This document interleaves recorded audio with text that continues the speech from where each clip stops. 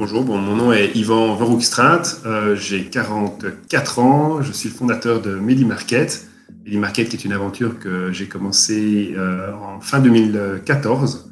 On a aujourd'hui 50 parapharmacies, une vingtaine de pharmacies, donc c'est une sortie qui est en croissance. Il y a 600 personnes qui travaillent aujourd'hui pour MediMarket. Les gens vous disent que c'est pas possible et ça c'est souvent le signe qu'il y a quelque chose de chouette à faire. Moi, en tout cas, c'est ce qui me passionne, c'est quand on me dit que c'est pas possible, que ça va pas marcher, et qu'en même temps, je vois des réactions de gens ailleurs où ça fonctionne et où il y a une vraie attirance. Je pense que la clé pour pouvoir inventer les choses, c'est toujours de se mettre dans la peau du client. Et quand on voit qu'il y a une demande client, tout le reste suit de manière quasiment automatique. Je pense que la différence entre ceux qui réussissent peut-être le mieux et ceux qui réussissent le moins bien n'est pas tellement la manière dont ils agissent quand les choses vont bien, mais plutôt simplement comment est-ce qu'ils vont réagir par rapport à la crise, ne pas se faire paralyser comme le lapin dans les phares de la voiture et se dire ok, par rapport à ça, je vais apprendre, je vais contourner telle la rivière qui passe autour de l'obstacle. Et je pense que c'est ça fondamentalement la question clé. Et pour ça, il faut réussir à se ressourcer et à se recentrer sur ce qu'on est nous-mêmes et se rendre compte que la crise n'a pas changé fondamentalement qui on est.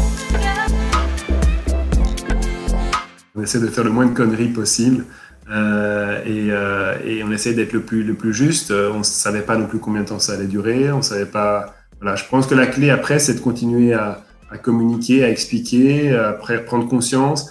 Évidemment, chaque individu regarde toujours sa personne et le choix par rapport à sa personne ne peut pas forcément être toujours le choix optimal.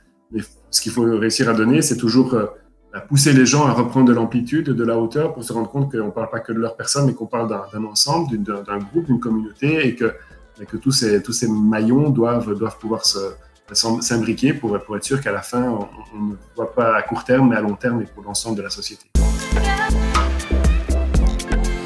Ça serait un vrai challenge pour nous de voir comment le gérer. Tout le monde loue maintenant les vertus du télétravail. Moi, je suis convaincu que le télétravail, il y a énormément de choses positives, mais il y a aussi énormément de choses négatives, où il y a des limites, en tout cas, au télétravail.